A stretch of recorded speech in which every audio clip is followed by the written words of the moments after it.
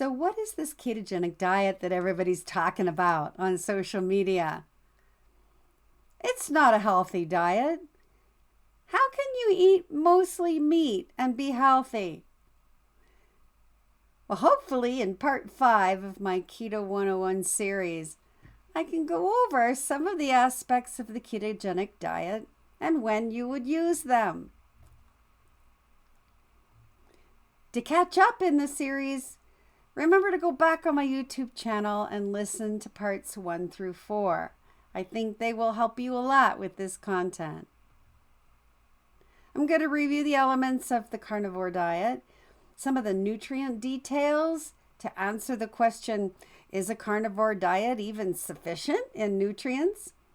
Apply the carnivore approach to some daily life, and then my final tips and takeaways. So remember, in one of the parts, we talked about the USDA food pyramid and some of the elements that we've been required to eat and has been used for food policies since the 1977. How's that working for us? Then in another one of my parts, I introduced the ketogenic formula food pyramid and the differences that eating a ketogenic diet or taking a ketogenic lifestyle approach to health may have using some of the foods. Now I'm going to show you the carnivore food pyramid. As you can see, the carnivore approach is built mostly at the foundation on ruminant meats. I'll talk about why ruminant meats are important in a minute.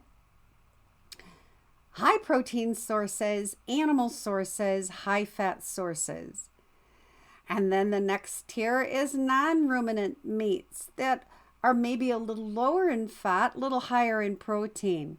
Of course, eggs are big on the carnivore diet because eggs are complete nutrients. And then high fat dairy products. Some people on carnivore don't eat dairy, some do. And then, of course, organ meats and salts. Pretty simple approach. So why would I eat a ketogenic diet? And why would I eat a carnivore diet? One of the parts I covered in this multi-part series is the carbohydrate continuum. Carbohydrate reduction is based on what you're working on your health, some of the conditions you're dealing with, some of the things that you hope to mitigate. Some people who are pretty healthy, don't have really any medical conditions, can eat 100 grams of carbs per day or more. Others that may have type 2 diabetes or significant or severe chronic diseases may need to take their carbohydrates down to 20 grams of total carbs per day or less. So what is a carnivore diet? It's very low or no carbohydrates. Why is this important? Because some people may be dealing with conditions that require them to eliminate almost all foods, with the exception of organ meats and ruminant meats. This will help them decide and determine which foods are trigger foods for them, which things affect their health. So I'm going to be nutrient deficient if I eat a carnivore diet, right? Well, these are just a few of the nutrients that are contained in organ meats, for example. You can see a wide variety of vitamins and minerals in meats and organ meats.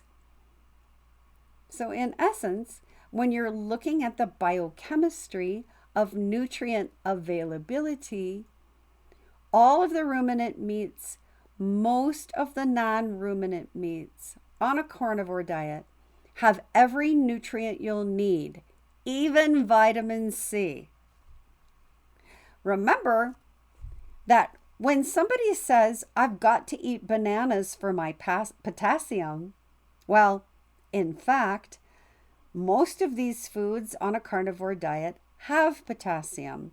And if you want the most potassium, eat an avocado. It doesn't have that high blood sugar reaction that a banana would, which, in my opinion, kind of erases the benefits of getting any added potassium. The protein found in beef liver is considered the highest of any organ meat. It has essential concentrations of vitamin B12, iron, and zinc, vitamin A or retinol. All of this is found in many of the ruminant meats that you eat on a carnivore diet. Why ruminants? Why are ruminants important? Ruminants, of course, have a multi-stomach organ system to metabolizing the foods that they eat. Therefore, these nutrients translate differently into the meats of ruminant animals. That's kind of a simple explanation. Ruminant meat game also has meat that is rich in monounsaturated fatty acids, long-chain fatty acids. They have lipids and fats that are bioactive and bioavailable. Because many of them, especially beef, have a rumen, a multi-stomach approach, they can convert plant materials into usable, bioactive human proteins and fats. Why non-ruminant animals? Non-ruminant animals are monogastric. They have one stomach. These are chicken, duck, poultry, geese, fish, seafood, and pork. They have a bit of a higher protein profile than ruminant meats. They may be a little more accessible or affordable for you. And of course, we know the benefits of fish and seafood with the high omega-3s that are essential fats for brain health. So why eggs? In my opinion, eggs are the most perfect created food. Why is that?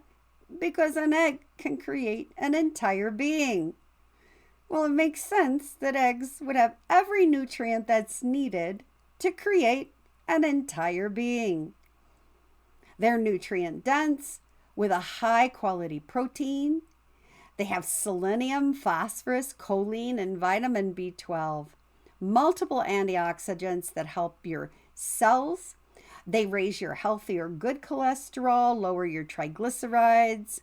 They're affordable for your protein source, and they really help control your protein size. Rarely do people overeat on eggs, so they increase your satisfaction or your satiety. Why high-fat dairy? Butter, Greek yogurt, cream, and hard cheeses. They sustain your intake of dietary calcium. And for those who are doing a carnivore diet, but also may have some bone density issues, getting this extra calcium is a good idea. They're a rich source of essential micro and macronutrients, high quality protein with lots of vitamins and minerals. What about fats on the carnivore diet? Absolutely. Cook everything in animal fats like lard, beef tallow, grass-fed butter. Use plant fats like olive oil, avocado oil, and coconut oil. What are my tips? Well, I myself have been following a carnivore diet for many years. I adopted, at first, a low-carb ketogenic diet to address some health concerns. And then I gradually, as I plateaued with that approach, began to take my carbohydrates down lower and lower and raise my fats and proteins. At my age, my goal is to build muscles, so my protein sources are pretty significant on my diet. Get plenty of water and salt on a carnivore diet. because your kidneys become so efficient on this diet, they start flushing out excess unneeded fluid in your body. With this fluid goes your salt. So you're going to eat a little bit more salt on a carnivore diet. You can take a multivitamin if you want to.